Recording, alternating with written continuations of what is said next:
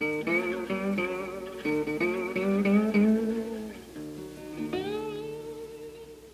always been interested in the history of Black America. Slavery is a very difficult thing to deal with. And I think that until we actually sit down and talk about it and realize how pervasive it is, how it affected everything and everyone around us and who we are and the way we think about things, we're never going to get past it. We need to find out about places like Rosewood and Fort Pillow, you know, these massacres and things that happen. And let's tell the story in all of its glory and all of its shame. Put it out there for individuals to deal with. And that is what's important. That is what is necessary here. And I think that the healing will begin once the story is being told. My name is Colin Quashie, and I'm an artist.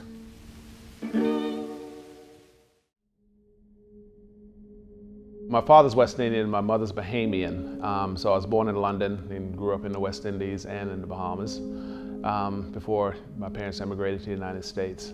And it was really interesting because my parents looked at America differently from the African-American experience that you see over here. They looked at it truly from an immigrant perspective. It was the land of opportunity, and that's what they came over here for. So it was all about, you know, hard work, going to school, and things like that. And they had very little interest in some of the things that Black America was going through at the time, because it wasn't their struggle, you know, per se. But it soon became their struggle in the 70s because, you know, as being a Black person, regardless of where you're from, you come to the United States, you get caught up in it due to your skin color alone. From being a child growing up in the, you know, late 60s and the 70s, it was really an out-of-body experience because, you know, you would come home and you would hear and see one particular perspective, but then in your formidable years, you know, in your teens, going outside of the home and seeing something totally different, that was really interesting. And I think what that really did was help me become really, really, really objective. Art had been something that I had grown up with, I was really, really interested in, but I had no idea how artists made a living or intended on making a living. So art for me never rose above the level of hobby. It was always, you know, just something interesting to do when I was kind of bored. In the Navy, I rode submarines, and so I had a lot of downtime. And that's where I started, where the art started to reemerge. My art is a reflection of who I am. It is my voice. The lens through which I look through this culture is purely a Black American male lens. That's who I am, that's how people respond to me, that's how people see me, and so that's how I see the world. And so my art reflects, you know, that perspective as well too, and I want it to. You know, I want people to look at my artwork and, you know, to see pieces of me in it. I want them to see my perspective. I want them to see and to feel the things that I deal with. And so one of the seminal things they always tell writers is to do what? You know, is to write what you know. And so therefore I try to paint what I know. And what I know is being a Black American male growing up here in the South. And so my art reflects those issues. The story of art when it comes to anything, any social issue, is to lead. It cannot follow, it cannot run side by side, it has to lead. Artists have to go into any particular topic, they have to be fearless. If you look at the image of Louie Armstrong, you know, with the slave shackled and turned from the horn, you know, where did jazz come from? You know, many of the jazz individuals, or the progenitors of jazz, you know, who were at the start of this, they were the children of who? They were children of slaves. You know, that's where all that comes from. All the field hollers and the chants, you know, led to spirituals, which led to blues, which led to jazz, you know, which leads to hip hop, you know, R&B and hip hop. So there's that linkage between the past and the present. The Harriet Tubman piece originated from an article I was reading about how she was supposed to be on the $20 bill. This artist made a stamp that goes over the $20 bill so that her face is stamped on it. And so I was reading some of the quotes from Harriet Tubman. And one of the quotes was about how she believed the slave owners would go to heaven because she said they acted to their own impulses, that they didn't know any better, basically.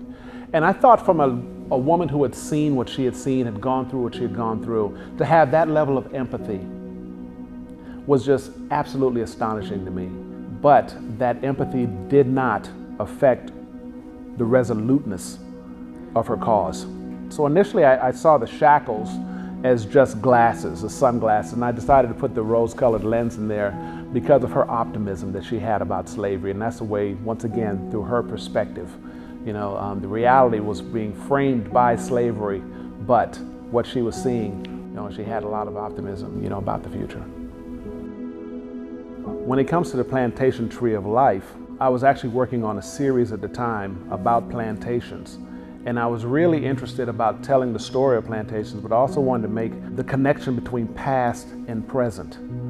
And so I decided to look at images of individuals who had bridged that gap physically. Individuals who had been born as slaves and were now free. I wanted to talk about the lineage of Black America from slavery to the present. And here in Charleston, we have so many family reunions, and the symbol of family reunions is always a tree. And if you look at a collard green leaf and you see the spine of a collard green leaf with all the little branches going off, and so that's where that came from. And I decided to paint it in color because I wanted them to hold this leaf up almost as if they were passing this thing on to future generations, because collard greens, pork, those are the legacy of slave America. That's all they really had to eat. That's where there's nourishment. That's where their strength came from. And so they passed that, those culinary things along with the blues and all these other wonderful, rich heritages, that came from slave America to Black America. And so it was an offering of sorts. So that's why I called it the Plantation Tree of Life. I'm more interested in how individuals see the work. I don't necessarily want them to get exactly out of it what I put into it, but I create work just to ask questions, and I like to see what the answers are that people come back with.